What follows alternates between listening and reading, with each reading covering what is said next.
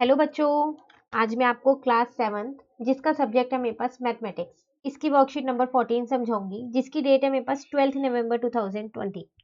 आज की वर्कशीट में हम कंपेयरिंग क्वांटिटीज ही सीखने वाले हैं, लेकिन एक नया कंसेप्ट सीखने वाले हैं, सिंपल इंटरेस्ट। ठीक है, सिंपल इंटरेस्ट ये वर्ड आपने शायद अभी 7th में आप तो फर्स्ट टाइम आपने सुना होगा सिंपल इंटरेस्ट क्या होता है। देखो, सिंपल इंटरेस्ट का मतलब है किसी भी चीज पे आपको इंटरेस्ट मिलना। इंटरेस्ट आप समझते हो, जैसे आप लोग, अगर आप लोग तो नहीं, आपके मदर फादर जो भी होंगे बैंक में पैसा डिपॉजिट करते होंगे, सेविंग जिसे आप कह सकते हो, है ना। तो वो जो बैंक में पैसा डिपॉजिट कर रहे हैं, तो वो वहां क्यों कर रहे हैं, घर में क्यों नहीं डिपॉजिट अपने पास ही रख रहे हैं। अगर वो घर में रखेंगे ना तो वो पैसा बढ़ेगा नहीं, जितना है उतना ही रहेगा। अगर मेरे पास 10,000 रुपीज है और मैं उसको घर में रखूं, तो वो घर में 10,000 ही रहेंगे जब तक मैं उसमें और पैसे नहीं डालूंगी, है ना। अगर मैं वो 10,000 रुपीज बैंक में जाके दे दूं तो क्या होगा, क्या तब भी 10,000 रहेंगे? नहीं, बिल्कुल नहीं रहेंगे। चाहे वो 10,000 से 1,000 ही इंक्रीज हो, 11,000 हो, बट इंक्रीज जरूर होंगे। तो जो वो पैसे इंक्रीज हुए ना, वो होता है आपका सिंपल इंटरेस्ट। इंटरेस्ट सिंपल कह सकते हो आप अभी, क्योंकि इंटरेस्ट भी दो तरीके का होता है, कंपाउंड इंटरेस्ट और सिंपल इंटरेस्ट। फिलहाल आपकी वर्कशीट में आज सिंपल इंटरेस्ट है, तो मैं आपको वही सिखाऊंगी। ठीक है, तो वो होता है हमारे पास सिंपल इंटरेस्ट। अब आपको समझ में आया इंटरेस्ट क्या है? ठीक है, तो चलिए देखते हैं। हम यहाँ पर हमसे कह रहा है लेट्स थिंक एंड डिस्कस। सिर्फ आपको ये डिस्कस करना है, वो क्या चीज है। If you wish to save your money, where do you deposit it. अगर आप अपनी मनी को सेव करना चाहते हैं तो कहाँ डिपॉजिट करेंगे उसको? घर में रखे रखे? नहीं ना, घर में तो वैसे भी सेव नहीं है ना। तो कहाँ डिपॉजिट करोगे आप? बैंक में। तो आप यहाँ लिख सकते हो कि हम उसको कहाँ डिपॉजिट करेंगे, फिर बैंक में डिपॉजिट करेंगे। अब वो कह रहा है why do you deposit your money in bank. Bank में क्यों डिपॉजिट करोगे? तो इसके दो रीजन है। एक तो बैंक में हमारी मनी सेफ रहेगी, है ना। जैसे कि फर्स्ट पार्ट में उसने यही पूछा था हमसे, फर्स्ट क्वेश्चन में, कि सेव करने के लिए अपनी मनी को कहाँ डिपॉजिट करोगे। बैंक में मैंने आपको बोला। सेकंड पार्ट में एक रीजन तो यही बनता है मेरा कि क्योंकि मेरी बैंक में मनी जो है वो सेफ रहेगी। दूसरा, जब मैं बैंक में मनी पैसे डिपॉजिट करूंगी तो मुझे कुछ एक्स्ट्रा पैसे भी मिलेंगे इंटरेस्ट के रूप में, तो मेरी मनी जो है वो इंक्रीज हो जाएगी। ठीक है। थर्ड में आपसे कह रहा है does your deposit money grow in the bank. क्या आपकी जो आपने मनी डिपॉजिट की है बैंक में वो बढ़ेगी? बिल्कुल बढ़ेगी, तभी तो हमने उसको बैंक में रखा है। सेकंड रीजन तो यही था ना हमारे पास कि हमारी मनी बढ़ेगी, इसलिए हम उसे बैंक में रख रहे हैं। तो बिल्कुल बढ़ेगी। कैसे बढ़ेगी वो भी पूछ रहा है, हाउ। तो कैसे बढ़ेगी? उस पर इंटरेस्ट लगेगा और वो इंटरेस्ट हमको मिलेगा, तो हमारी मनी बढ़ जाएगी। ठीक है, चलिए। तो अब आपको इंटरेस्ट का थोड़ा बहुत तो समझ में आ गया है। अब हम देखते हैं जो ये इंटरेस्ट है, जब से हम कह रहे हैं इंटरेस्ट मिलेगा, बैंक में पैसा डालेंगे तो पैसे बढ़ेंगे, तो ये इंटरेस्ट निकलता कैसे है। तो आज हम वही सीखने वाले हैं, इंटरेस्ट कैसे निकलता है। आपको सिर्फ आज की वर्कशीट में एक दो फॉर्मूले याद करने हैं।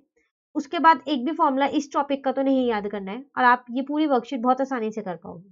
ठीक है, चलो देखते हैं। अब यहाँ पर है सिंपल इंटरेस्ट ना, मैं आपको पूरा कंसेप्ट समझा देती हूँ। जो लिखा है ना वही चीज मैं आपको बताने वाली हूँ, पर मैं आपको ये अपनी लैंग्वेज में बता दूं कि सिंपल इंटरेस्ट है क्या। देखो, सिंपल इंटरेस्ट के लिए ना मेरे पास तीन चीजें होती हैं। क्या क्या होती है? एक होता है पी, एक होता है आर, और एक होता है टी। अब ये पी आर टी है क्या? तो पी का मतलब होता है प्रिंसिपल।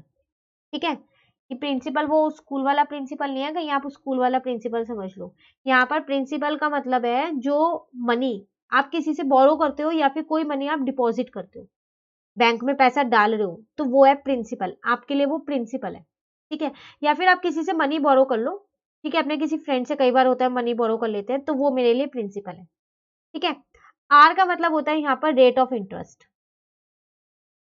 रेट ऑफ इंटरेस्ट मतलब अगर आपने अपने पैसे बैंक में डाले हैं तो इंक्रीज होके मिलेंगे ना। अभी हमने देखा कि पैसे बढ़ के मिलते हैं, तो कितने रेट से इंक्रीज होके मिलेंगे, कितने परसेंट से। ठीक है। टी का मतलब है आपके पास यहाँ पर टाइम, और कितने टाइम के बाद मिलेंगे। ठीक है ना। तो अभी आपको ये सारी टर्म्स थोड़ी मुश्किल से लग रही होंगी, मैं अभी आपको यहाँ एक एग्जांपल देने वाली हूँ और ये सारी टर्म्स बहुत आसान हो जाएंगी आपके लिए। देखो, मैंने ना अपने एक फ्रेंड से, मेरे एक फ्रेंड है, मैंने उससे क्या किया, या फिर मैं ये करती हूँ, मैंने आपसे बताया क्या किया। मैंने आपसे 10,000 रुपीज बोरो कर लिए। ठीक है, और आपने मुझे दे भी दिए 10,000 रुपीज। ठीक है ना।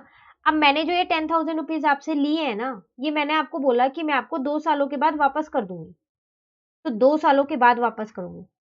तो इसमें आपको, आपने जो मुझे पैसे दिए उससे फायदा क्या हुआ आपको? मेरे को तो फायदा हो गया कि मुझे 10,000 रुपीज मिल गए।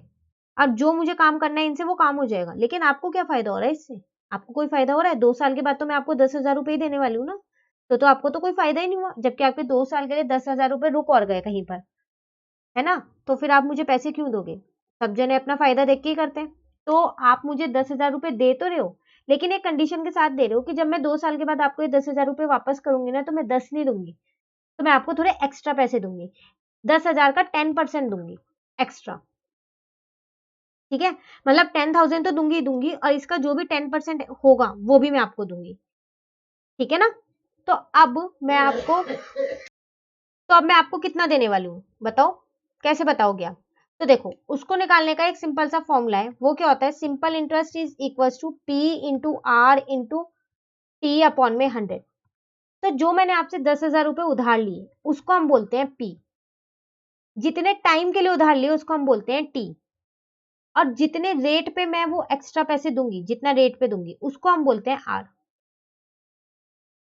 ठीक है, तो simple interest S I, P की जगह मैंने 10,000 रख दिया, आर की जगह मैंने 10 रख दिया, और टी की जगह मैंने 2 रख दिया, नीचे वाला 100 ऐसे ही है, 2 जीरो से 2 जीरो कट हो गई, तो क्या बचा, 100 इंटू में 10 इंटू में 2। ठीक है, तो ये आ गया आपके पास ₹2000। ठीक है, तो ये तो मेरा इंटरेस्ट आया, इसका मतलब मैं आपको 2,000 रुपए फालतू दूंगी, 10,000 तो दूंगी ही दूंगी, वो तो फिक्स है, ऐसा नहीं है वो नहीं देने वाली हूँ मैं, वो तो दूंगी ही दूंगी मैं आपको, क्योंकि मैंने आपसे लिए, और साथ में 2,000 रुपए और एक्स्ट्रा दूंगी, ताकि आपका प्रॉफिट हो जाए। अब ये 2,000 रुपए आपका फायदा है, आपको 2,000 रुपए मिले हैं। ठीक है, तो फिर मैंने आपको कितने पैसे दिए टोटल मिला के, अगर मैं आपसे पूछूं तो 10,000 और 2,000, 12,000 रुपए दिए ना, तो जो मैंने आपको 12,000 रुपए दिए वो मेरा होता है अमाउंट ए। तो वो मैंने निकाला कैसे, जो मेरा ये पी था, इसमें मैंने अपना ये जो एस निकल के आया एस आई वो जोड़ दिया, तो पी प्लस एस आई, है ना? तो पी मेरा है 10,000 और एस आई मेरा है 2,000, इसका मतलब मैं 2 सालों के बाद आपको 12,000 रुपए देने वाली हूँ। तो जो वो 12,000 निकल के आया ना, वो है मेरा अमाउंट। समझ में आया आपको? तो कुछ नहीं है, 3-4 टर्म्स यहाँ यूज हो रही है, P T R S I और ए।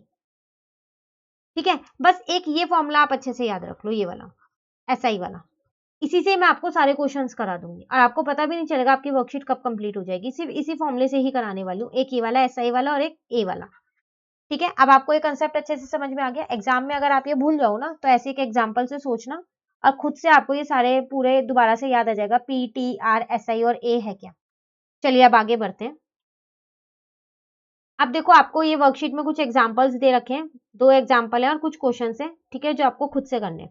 तो चलिए देखते हैं। एग्जाम्पल नंबर 1 आपके पास यहाँ पर है, Raman want to borrow ₹1,000, the local bank charge 10% interest per year. ठीक है, तो कह रहे रमन जो है वो 10,000 रुपए बोरो करना चाहता है, और जो लोकल बैंक है ना वो 10% चार्ज करेगा। आप बैंक से लोन लेते हो तो चार्ज करता है ना बैंक, ठीक है ना? तो कितना चार्ज करेगा वो देखें। तो चलो पहले लिख लेते हैं क्या क्या दे रखा है। जो बोरो करते हैं हम उसको हम पी बोलते हैं, ठीक है ना?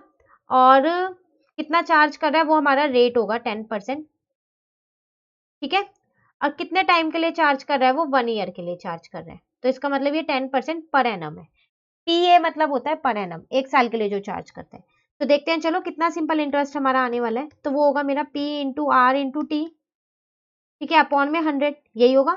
पी की जगह 1,000 रखा, आर की जगह 10 रखा, टी की जगह 1 रखा, नीचे का 100 ऐसी है, 2 जीरो से 2 जीरो कट किया तो मेरा 100 आ गया।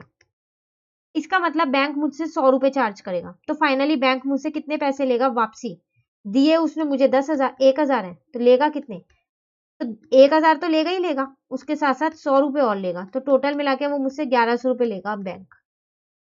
ठीक है, तो देख लो वही 2 फॉर्मूले हमने यहाँ पर यूज किए हैं, एक ए वाला और एक एस आई वाला, और हमारा आंसर आ गया। ठीक है ना? चलिए एग्जाम्पल नंबर 2 देखते हैं अब यहाँ पर हम। तो एग्जाम्पल नंबर 2 है मेरे पास, at what rate percent will ₹18,000 sum of money become 27,000 in 4 year. अब यहाँ ये थोड़ा सा मुश्किल क्वेश्चन है, कह रहा है at what rate percent, rate percent नहीं पता, इसका मतलब आर मुझको निकालना है।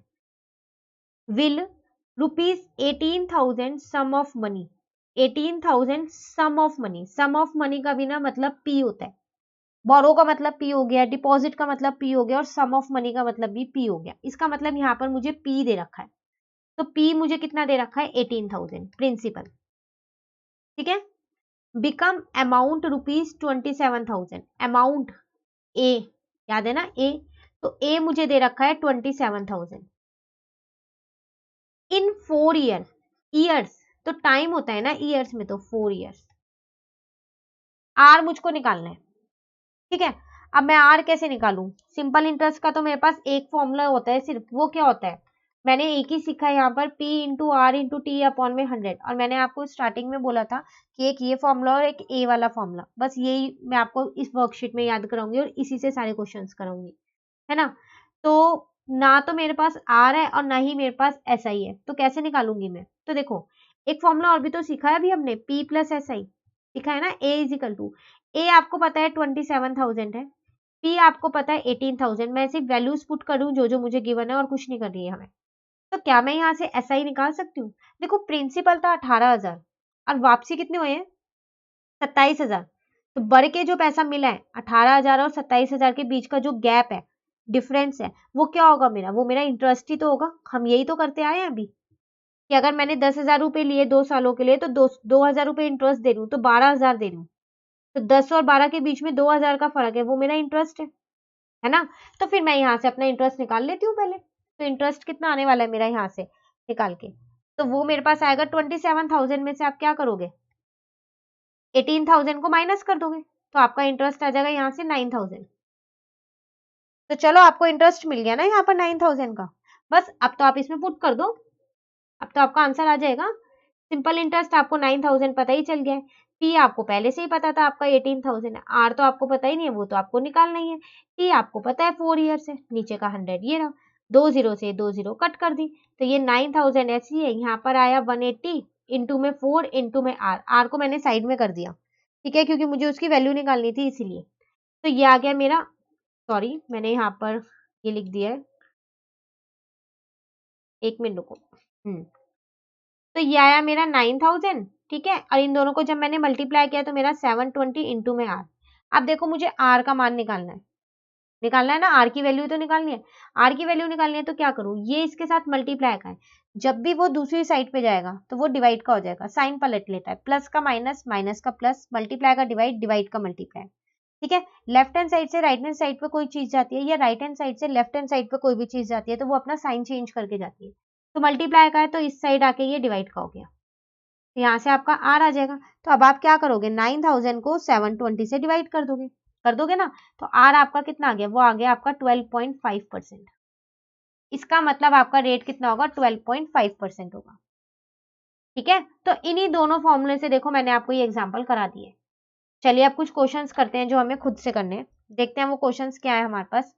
क्वेश्चन नंबर 1 है मेरे पास, यहाँ पर हमको कह रहा है ₹3,500 is borrowed at the rate of 7% per year, calculate the simple interest paid after 2 year.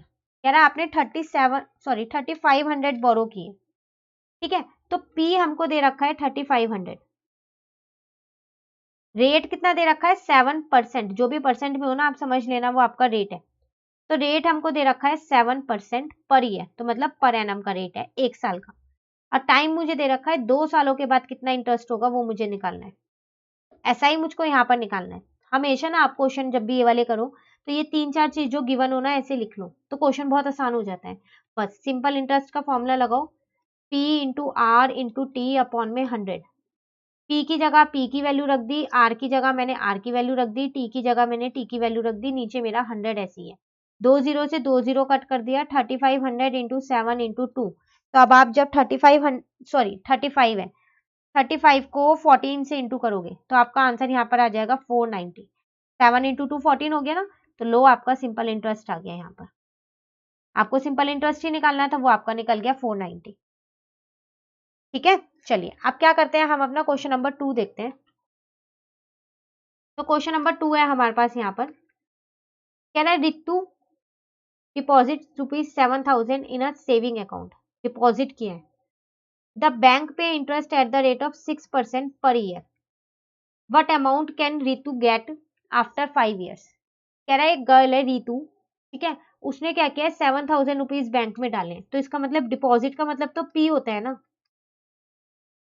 अब बैंक वाला ना उसको 6% का रेट ऑफ इंटरेस्ट देगा पर ईयर का, ठीक है, तो आपको ये बताना है कि उसको 5 साल के बाद कितने पैसे मिलेंगे। इतना तो कंफर्म है ना, उसे 5 साल के बाद 7,000 से ज्यादा ही मिलेंगे, तभी तो उसने बैंक में डाले। तो टाइम मुझे दे रखा है, तो कितने ज्यादा मिलेंगे, इंटरेस्ट लग के मिलेगा, है ना, 7,000 पे। इसका मतलब मुझे एक तो सिंपल इंटरेस्ट निकालना है, अब कितने पैसे मिलेंगे मतलब मुझे अमाउंट निकालना है। ठीक है, तो चलिए पहले सिंपल इंटरेस्ट का फॉर्मूला लगा देते हैं हम, P into R into T upon में 100। तो P मेरे पास है 7,000, R मेरे पास है 6 और T मेरे पास है 5, और नीचे का ये 100 ऐसी है, 2 जीरो से 2 जीरो कट गई, तो 70 इंटू 6 इंटू 5 आया आपके पास। ठीक है, तो अब आप क्या करोगे, इन सबको मल्टीप्लाई, तो आपका आंसर आ जाएगा 2100। इसका मतलब इतना तो पता चल गया, उसको इंटरेस्ट 2100 मिलेगा 5 ईयर्स के अंदर। तो फाइनली कितनी पेमेंट देगा उसे बैंक वाला, तो अमाउंट ही निकालनी है, वो होता है मेरा simple interest plus principal. Simple interest मेरे को 2100 मिलेगा, प्रिंसिपल 7,000 तो मिलेंगे ही मिलेंगे, और प्लस में 2100 और मिल जाएंगे, तो टोटल मिला के मुझे 9100 रुपीज मिल जाएंगे। ठीक है ना, चलिए आगे देखते हैं, क्वेश्चन नंबर 3 है हमारे पास यहाँ पर। तो क्वेश्चन है हमारे पास, लिखा है यहाँ पर at what rate percent, at what rate percent मतलब रेट आपको निकालना है। ठीक है, will 16,000 amount to rupees 20,000 in 2 years. कह रहा है बताओ कितने रेट परसेंट पे 16,000 रुपए 20,000 रुपए बन जाएंगे 2 सालों में। तो आर तो आपको पता चल रहा है ना, इसमें आपको निकालना है, तो क्वेश्चन मार्क डाल देते हैं। टाइम आपको दे रखा है, 2 सालों की बात कर रहा है आपको। पी आपसे कह रहा है अगर 16,000 रुपए आपके पास हैं और कितने बन गए, वो 20,000 बन चुके हैं, तो इसका मतलब आपको ए दे रखा है ये। ठीक है, यहाँ पर मैं आपको एक चीज क्लियर करना चाहूंगी, कई बच्चे होते हैं ना, उन्हें एक डाउट होता है, वो प्रिंसिपल और अमाउंट में ना पता नहीं लगा पाते कि कौन सा प्रिंसिपल होता है और कौन सा अमाउंट होता है। आप में से भी कई स्टूडेंट्स होंगे जिनको ये डाउट होगा। तो देखो पहली बात तो ये डाउट होना नहीं चाहिए अगर आपका ये कंसेप्ट क्लियर है तो। ठीक है, फिर भी अगर आपको डाउट है तो मैं एक चीज आपको यहाँ बताना चाहूंगी, जो प्रिंसिपल होता है ना वो हमेशा अमाउंट से छोटा होता है, मतलब अमाउंट बड़ा होता है प्रिंसिपल छोटा होता है, और जो सिंपल इंटरेस्ट होता है ना वो हमेशा प्रिंसिपल से छोटा होता है। बस ये दो याद कर लो। तो आपको यहाँ पर ये और ये दे रखा है। अब बच्चे नहीं समझ पा रहे होंगे कि प्रिंसिपल कौन सा और अमाउंट कौन सा है, अगर नहीं पता चल पा रहा, वैसे कंसेप्ट क्लियर होना चाहिए। ठीक है, तो ये ट्रिक मत लगाना शुरू कर देना, कंसेप्ट आपका क्लियर होना चाहिए। बाई चांस नहीं पता चलता तो हम हमेशा याद रखिएगा कि छोटी वाली जो डिजिट है वो हमारी प्रिंसिपल है और बड़े वाला जो है हमारा अमाउंट है। ठीक है, हाँ तो क्या निकालना था, फाइनली क्वेश्चन पे आते हैं वापसी हम यहाँ। आर निकालना था ना, तो उसके लिए मैं क्या करूं, उसके लिए ना पहले मैं एसआई निकाल लेती हूँ, क्योंकि मुझे यहाँ एसआई भी नहीं पता, नहीं पता ना। मेरे पास एक अमाउंट का फॉर्मूला होता है पी प्लस एसआई होता है। पी मुझे गिवन है 20,000, सॉरी ए गिवन है 20,000, पी मुझे गिवन है 16,000, एसआई नहीं गिवन है। तो यहाँ से मैंने अपना एसआई निकाल लिया, तो वो मेरा आ गया 20,000 में से मैंने अपने 16,000 माइनस कर दिए, इसका मतलब मुझे 4,000 इंटरेस्ट मिल रहा होगा, तभी तो मेरा प्रिंसिपल 16,000 से अब अमाउंट बन गया वो 20,000, है ना। तो चलो मेरे को एसआई मिल गया। अब जब मुझे एसआई मिल गया तो मैं क्या करूं, एसआई का फॉर्मूला लगा देती हूँ अब मैं। तो वो मेरे पास आता है P into R into T upon में 100, यही होता है ना फॉर्मूला।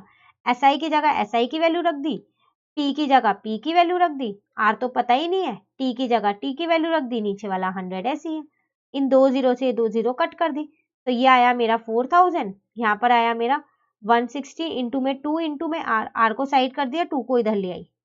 ठीक है, 4,000। अब आप क्या करोगे, 160 से क्या करोगे आप, 2 को मल्टीप्लाई कर दो। ठीक है ना, तो आपका आ जाएगा 320 इंटू में आर। अब आपको आर की तो वैल्यू निकालनी है, तो अभी मैंने आपको कहा था आर के साथ जो भी नंबर हो दूसरी साइड ले जाओ, अगर मल्टीप्लाई का है तो डिवाइड, डिवाइड का है तो मल्टीप्लाई, तो अब आप इसको डिवाइड कर दो। तो जब आप 4,000 को 320 से डिवाइड करोगे तो आपका आंसर आ जाएगा, वो आर आपका आएगा 12.5% पर एनम, पूरे साल का इंटरेस्ट आ गया 12.5%। ठीक है, तो क्वेश्चन नंबर 3 भी हो गया। चलिए क्वेश्चन नंबर 4 देखते हैं। तो क्वेश्चन नंबर 4 मेरे पास यहाँ पर है, कह रहा है in what time will a sum of money double itself at 10% per annum. ये क्वेश्चन थोड़ा सा मुश्किल है, ठीक है, पर बहुत इंपॉर्टेंट क्वेश्चन है। कह रहा है इन व्हाट टाइम, इतना तो आपको पता चल गया, आपको टाइम बताना है। ठीक है ना, आपसे कह रहा है will a sum of money, अभी मैंने आपको बताया था कि सम ऑफ मनी क्या होता है, मेरा पी होता है, डबल इटसेल्फ 10% पर एनम, 10% का इंटरेस्ट मिला और जो आपका पी था ना वो डबल होके मिला है, तो मतलब ये मुझे अमाउंट दे रखा है। ठीक है, तो टी तो मुझको निकालना ही नहीं है, ओ सॉरी टी तो मुझे दे ही नहीं रखा, ये तो मुझे निकालना है। आर मुझको दे रखा है 10%। अब बस सिर्फ यही दे रखा है, ना मुझे पी दे रखा, ना ए दे रखा, ना एस आई दे रखा, तो कैसे निकालूं? लेकिन मुझे एक इन्फॉर्मेशन दे रखी है कि जो मेरा पी है, अगर मैं उस पर 10% इंटरेस्ट लगाऊं तो कुछ टाइम के बाद वो डबल हो जाएगा। वो टाइम मुझे खुद निकालना है, ठीक है ना? तो पता है मैंने क्या किया, मैंने ना यहाँ पर लेट कर लिया कि लेट जो मेरी सम ऑफ मनी है ना, मतलब कि पी, वो मेरा एक्स है। आप चाहो ना इसे 100 भी लेट कर सकते हो, कुछ भी लेट कर सकते हो। नॉर्मली मैथ्स में कुछ चीज हमें नहीं गिवन होती ना, तो हम एक्स लेट कर लेते हैं जल्दी से, तो इसलिए मैंने यहाँ एक्स लेट किया है, ठीक है?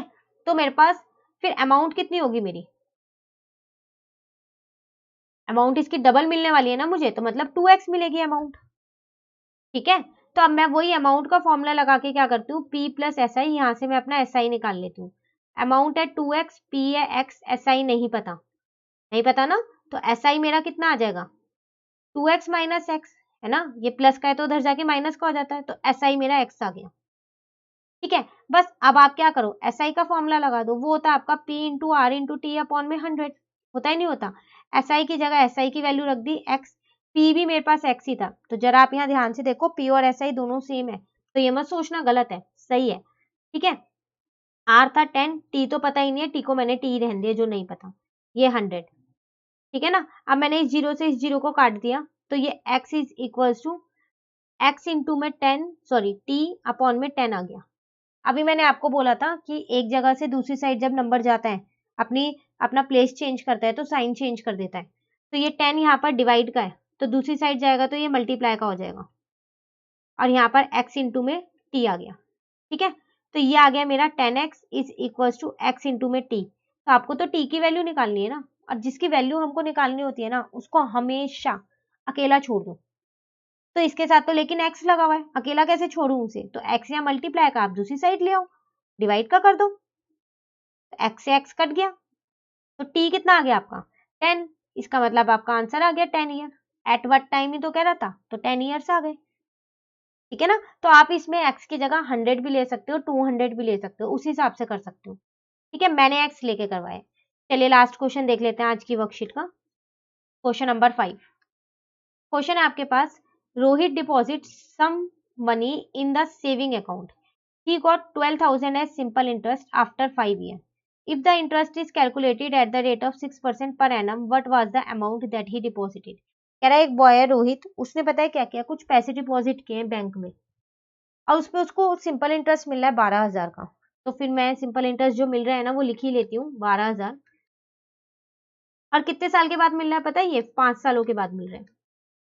और इस पे कितना रेट ऑफ इंटरेस्ट लगा जो ये मिला, तो वो भी मुझे दे रखा है 6% का लगा। लेकिन ना मुझे सिर्फ यही नहीं दे रखा कि रोहित ने कितने पैसे बैंक में डाले, तो मतलब मुझे पी नहीं दे रखा, तो मुझे तो पी निकालना है यहाँ पर फिर, है ना? तो पी निकालने के लिए क्या करूं, तो वही अपना सिंपल इंटरेस्ट का फॉर्मूला लगाते हैं, ए की तो कोई इन्फॉर्मेशन ही नहीं है, तो सिंपल इंटरेस्ट वाला फॉर्मूला लगाते हैं, P into R into T upon में 100। अब ऐसा ही पता है तो 12,000, पी नहीं पता, पी को पी, आर पता है 6, टी पता है 5, ये पता है 100, ठीक है ना?